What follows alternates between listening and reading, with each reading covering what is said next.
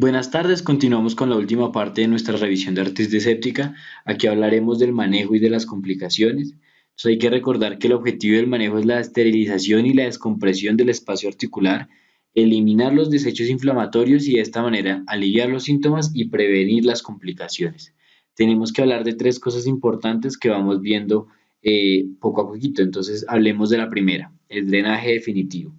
Entonces el drenaje y el lavado son necesarios. Todo esto sirve para descomprimir el espacio articular y eliminar los restos inflamatorios, de esta manera preservar la matriz sinovial y asimismo preservar el colágeno.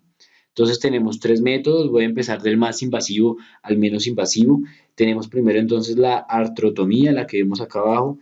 Es la más invasiva, facilita un desbridamiento completo del tejido infectado, podemos ver toda la anatomía y hacer una limpieza completa, pero claramente tiene más complicaciones, mayor riesgo, es una cirugía grande.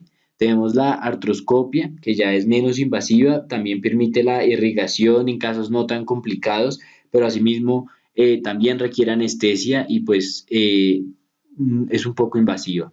Y tenemos la aspiración con aguja, la artrocentesis, que genera un drenaje menos satisfactorio, no permite un desbridamiento, digamos que no es tan efectiva en ese punto, pero ha tenido, digamos, como un apogeo en los últimos años, ya que aunque no es tan efectiva para el drenaje, se pueden hacer en varias ocasiones, dos a tres, dependiendo de lo que requiera el paciente, y con eso es suficiente para realizar un tratamiento oportuno sin llevar al paciente a la anestesia como tal o al riesgo de una cirugía. Entonces vamos a ver entonces cuáles son los criterios para decidir hacer un drenaje definitivo. Como tal, en el paciente con artritis bacteriana complicada de cadera y de hombro, podríamos considerar pasar alguno de estos dos métodos que vemos en las imágenes, ya que tienen mayores complicaciones y se asocia sobre todo, digamos, la cadera a la necrosis avascular de la cabeza del fémur y tiene mayor riesgo de la osteomelitis adyacente. Entonces, dependiendo de la evolución clínica, deberíamos considerarlo. Si el paciente no mejora a las 48 horas de un inicio de una terapia antibiótica adecuada, también deberíamos considerar pasar a estos métodos. Si los cultivos permanecen positivos, así tengamos un manejo adecuado. Y en el caso del trauma penetrante, sobre todo para evidenciar objetos extraños y realizar un desbridamiento completo, podríamos hacer la artrotomía. Sin embargo, de nuevo, la artrocentesis, la aspiración con aguja ha mostrado mucha efectividad y acá les muestro una imagen de una artrocentesis de la articulación de la cadera. Básicamente se inserta la aguja perpendicular en dirección a la cápsula articular, como vemos en la foto, y vean algo muy importante y es que la ultrasonografía puede rastrear la aguja en el plano sagital y guiar la aspiración, como ya lo habíamos visto en la parte de diagnóstico. Y esto nos lleva al punto 2 y es evaluar esa aspiración percutánea, qué tan efectiva es y si puede evitar el uso de cirugía. Entonces les traigo dos artículos. Este es del 2016, es uno de los más completos. Básicamente buscaba eso, mirar la efectividad de las aspiraciones repetidas versus cirugía y mirar qué factores de riesgo encontraban para fallo en los pacientes en los cuales hacían estas aspiraciones percutáneas. Primero les muestro la foto que vemos en la izquierda, mostraban la ultrasonografía de los pacientes antes, en la foto de arriba, con el derrame articular, que más o menos es de 6.3 milímetros, lo miden en la foto, y abajo ya no vemos el derrame, no hay toda esa opacidad, no hay ese líquido anecoico, y pues se disminuyó a 4.3 milímetros, como lo podemos ver muy bien, y este estudio era específicamente en la articulación de la cadera. Se hizo del 2002 al 2010, se incluyeron 42 pacientes y la conclusión fue que esas aspiraciones percutáneas repetidas con el manejo antibiótico adecuado eran suficientes para una descompresión y un lavado sin riesgo de la anestesia y la cirugía. Y el mayor factor predictor, digamos, de fallo terapéutico eran niños mayores de 10 años, incluso uno tuvo que llevarse a cirugía. Aunque realmente se necesitan más estudios, acá vemos otra vez con las características demográficas de los pacientes, vemos que la gran mayoría requirió entre una y dos aspirados, entonces no es mucho y se ha mostrado gran efectividad y máximo cuatro aspirados guiados por ultrasonido en este caso. Entonces esto muestra que tienen gran efectividad. Además asociaban a irrigación de la articulación, lo hacían con solución salina. Y es importante acá hacer el punto importante de decir que no se puede hacer irrigación con antibióticos, no ha mostrado efectividad, solo mayores efectos adversos, entonces la irrigación únicamente con solución salina. Y eso es un estudio retrospectivo muy parecido del 2007 al 2014, 17 en niños con artritis séptica, también decidieron tratarlos con antibióticos y con drenajes repetitivos. La gran mayoría de pacientes requirió entre uno y dos drenajes y no mostró ninguna complicación a la evolución a los 4 años. Ninguno requirió manejo con cirugía y el tratamiento antibiótico duró en promedio 28 días y eso ya vamos a hablar más adelante. Entonces, con todo esto, podemos decir que el aspirado repetitivo podría ser tan efectivo y no tendríamos que pasar el riesgo de ir a una cirugía o un procedimiento mayor. Claramente tendríamos que evaluar la evolución clínica del paciente y hacer la terapia antibiótica empírica y eso nos lleva al punto 3, a los medicamentos.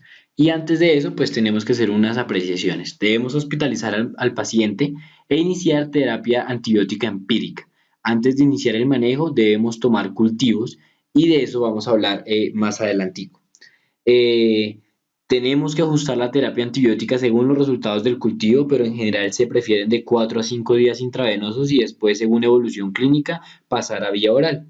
Importantísimo hacer una inmovilización temprana y después una movilización pasiva a los 2 o 3 días, que eso va de la mano con el siguiente punto y es toda la terapia ayudante, que es el manejo del dolor, la analgesia, la fisioterapia para evitar las complicaciones a corto y largo plazo y agentes antiinflamatorios.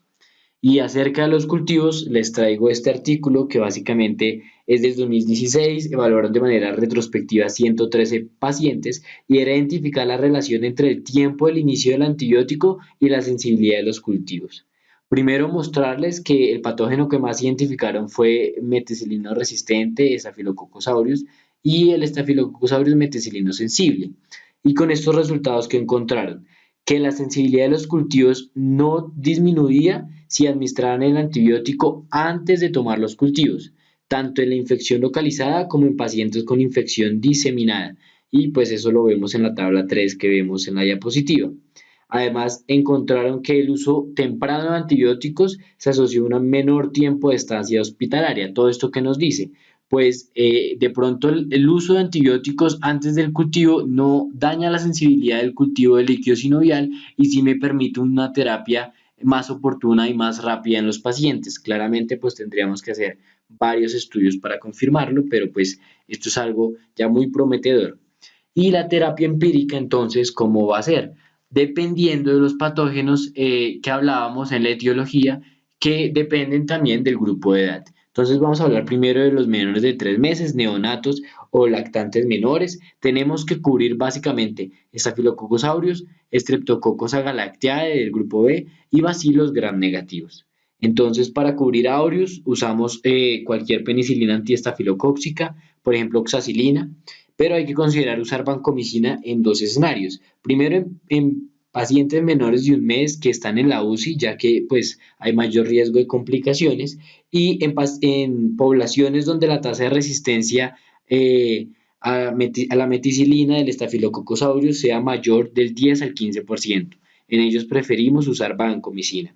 Y para cubrir los bacilos gram negativos, pues usamos cualquiera de los que tenemos acá, cefotaxime, ceftazime o cefepime, y el que preferimos el cefotaxime, ya que este tiene una mayor cobertura de Neisseria gonorrea, del Streptococcus agalactiae y del Neisseria meningitidis, que pueden ser algunos patógenos dentro de esta gama de bacilos gram negativos.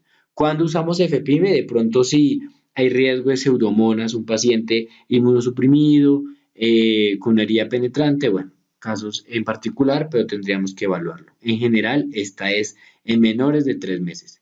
En mayores de 3 meses tenemos que ver si está inestable o estable. Si presenta un paciente inestable que tenga alteración de pronto de shock séptico secundario pues a la infección, entonces tendríamos que tratar el aureus pero con algo que nos dé con tranquilidad, que cubra tanto sensibles como resistentes y en este caso hablamos de la vancomicina. Y tenemos que adicionarle cubrimiento para los gram negativos, como son la Neisseria meningitidis, el Klebsiella kingae, la Salmonella, entre otros. Y para eso podríamos usar las cefalosporinas de tercera, como la ceftriaxona, y si hay un riesgo, otra vez, de pseudomonas, podríamos usar el cefepime. Eso en el paciente inestable. Y la gran mayoría de pacientes que vamos a encontrar son los siguientes: paciente mayor de 3 meses, pero que está estable. Y tenemos que cubrir entonces al patógeno más común, que es el Staphylococcus aureus. Lo tratamos de nuevo con una penicilina antiestafilocóxica, tipo oxacilina, o una cefalosporina de primera generación, perdón, tipo cefazolina. ¿Por qué preferiríamos usar cefazolina sobre oxa? Porque la cefalosporina de primera generación cubre mejor Quinguela quingae. Entonces, si estamos con un paciente menor de 4 años que de pronto presenta úlceras orales, podríamos considerar esta opción. Igual cualquiera de los dos estaría bien. En pacientes que sospechamos meticilino resistencia, o de nuevo que la población tenga una resistencia mayor al 10 al 15%, podríamos usar clindamicina o vancomicina. Esa sería la terapia empírica. Y después la vamos cambiando dependiendo de lo que encontremos en el gramo en el cultivo. Entonces, en general, si encontramos bacilos gram negativos, podríamos usar una cefalosporina de tercera generación. Si hay riesgo de pseudomona o encontramos pseudomona, pues podríamos usar cefepime. Si de pronto el niño no está vacunado y encontramos hemófilos influenza tipo B, podríamos también cefalosporinas de tercera, o dependiendo del patrón, ampicilina. Y en general, esa sería la terapia que podríamos usar. Pero entonces la gran mayoría de los pacientes, Staphylococcus aureus lo cubrimos con oxacilina, y si hay riesgo de resistencia, o clinda o vancomicina. Ahora tendríamos que hablar del tiempo del tratamiento, y en general se prefiere usar 3 semanas. Para aureus 3 semanas, para Streptococcus 3 semanas, para los gram negativos 3 semanas. De pronto en las infecciones de cadera que pueden ser más complicadas requieramos mayor tiempo de tratamiento antibiótico según evolución clínica, y si se asocia a osteomielitis tenemos que usar una terapia de 4 a 8 semanas. Ahora hablemos de las complicaciones, que hay unas complicaciones a corto plazo y a largo plazo. A corto plazo, pues tenemos la sepsis, el shock, trombosis venosa profunda y la osteomielitis. Y a largo plazo, digamos que la más común y la que más tenemos que darle importancia, la necrosis avascular de la cabeza del fémur, que es algo, sobre todo pues en la artritis séptica de la cadera, que debemos tener mucho cuidado y pues tratarla oportunamente. La laxitud articular, subluxaciones, puede alterar la placa de crecimiento en los niños pequeños, generar fracturas patológicas y llevar a una osteoartritis prematura. Sin embargo, esto no da en todos los pacientes. Hay que reconocer cuáles son los factores de riesgo, y esos son que un inicio tardío de la terapia antibiótica, más de 7 días después del inicio de los síntomas, que haya un compromiso de la cadera, que esté comprometido el hombro o el codo asociado a osteomielitis, y sobre todo de menores de 1 año y en particular niños menores de 1 mes, pues mayor riesgo de complicaciones. Les voy a mostrar cómo se verían entonces las manifestaciones en la radiografía de la osteomielitis. Encontramos las lesiones líticas características. Esto es un niño de 9 años con la lesión lítica, o esta radiografía del mue fémur que muestra elevación perióstica debido a un absceso perióstico resultado también de una osteomielitis. Y como les decía, más sensible aún y específico, encontramos en la resonancia magnética este derrame, y en los asteriscos podemos ver la osteomielitis metafisiaria. En el asterisco blanco y en el asterisco negro vemos el absceso superióstico en este paciente, que también es secundario a la osteomielitis. Claramente estos pacientes ya tienen un manejo diferente, y pues como es una complicación toca hacer una vigilancia y un seguimiento más estricto. Con esto hemos terminado, espero que les haya servido. En la descripción encontrarán la bibliografía y los links de los demás videos para que puedan complementar sus estudios. Muchas gracias.